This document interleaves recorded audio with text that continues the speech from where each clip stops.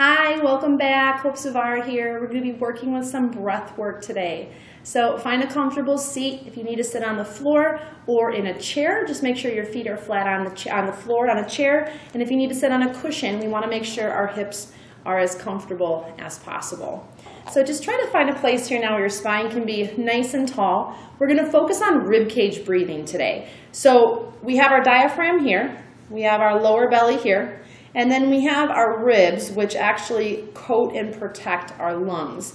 And sometimes we can often just think of our lungs as right here, but the lobes of our lungs actually go up pretty high to the shoulder, underneath the clavicle. And then the same thing, they go up in the back, up in the sides. And so we really want to think about breathing into our rib cage. I always like the analogy of if you had an umbrella underneath you and inside of you, boop, pop open the umbrella so you expand on all sides. When we work with rib cage breathing, this can be a really effective tool. One, if you have a lot of pain in the upper body, because we have muscles. If you feel on your ribs, and you can kind of feel that indent in between every bone, that's a muscle. It's called our intercostal muscles. And we also have a lot of embedding fascia around and in between those ribs as well. And so it can become very stiff and very kind of just stuck in place. And we really want our ribs to be actually more mobile. Stable but mobile, and so just by breathing, we not only work that fascia and those tight muscles, but we actually challenge the muscles of our core, the muscles of our diaphragm. So you might even notice you're a little sore after working with rib cage breathing. By breathing more deeply in this way, we not only can help charge our core in activities and just throughout the day, but we also ask for more breath in our body. And when we do that, we decrease stress and anxiety. We help increase the flow of oxygen, not just to our muscles and our organs, but to this thing up here called our head, our brain. And when we are deprived of oxygen, we can't survive. And so many people that I come in contact with are just not breathing fully and completely. And when we breathe fully and completely, wow, what a dramatic change that makes in our body. Our pH helps fight against oxidative stress. It's going to help with anxiety, depression. It's going to help with mental clarity. So if you're a teacher, helping focus, all of these things are really going to change and when we simply do something that's absolutely free, and it's breathing. Okay, so we're going to focus on ribcage breathing today.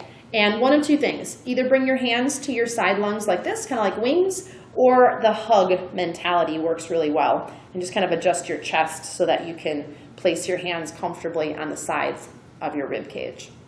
Relax your shoulders. And if you need to, just take a nice moment here, close the eyes, maybe focus on the point between the brows. And on an inhalation, I call this touch awareness, breathe into your hands. And so as you inhale, see if you can kind of make the hug feel tight.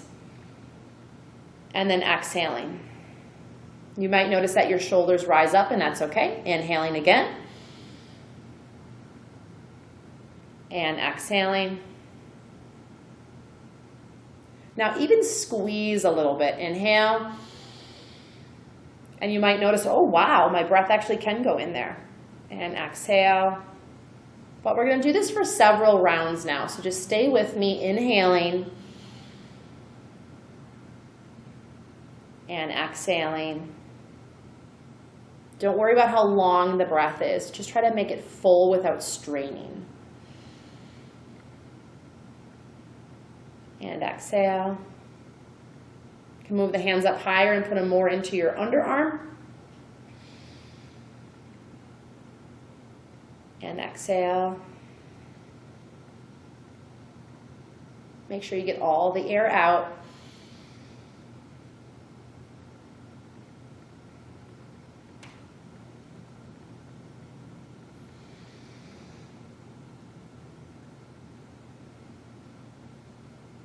And so all of our obliques, our rectus abdominis, our transversal tube, all attaches to our ribs. And so really important to get those ribs moving, but also to increase your lung capacity.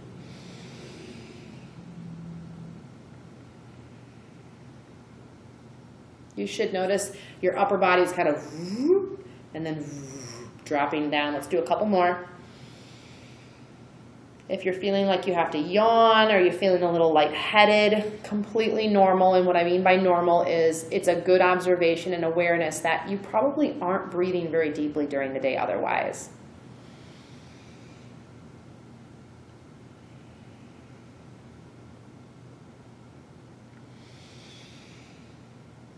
When we breathe more deeply initially, it can sometimes make us feel a little bit more anxious, especially if you're not a deep breather. And so I promise you that will pass.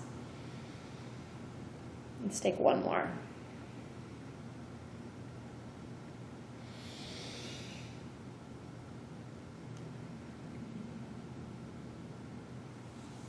Great job. And so just something to be aware of during the day when you're breathing. Yes, we want to breathe into the belly. There's amazing benefits to deep abdominal breathing, but this is just another style of practice that you can work with to be able to really increase your lung capacity, work those tight intercostal muscles, be able to really open the chest and oxygenate the body. This is also a great style of breath that we often use in practices like core work or Pilates because we want the core to stay more engaged. All right, until next time, from my heart to yours, from my soul to yours, get breathing. Namaste.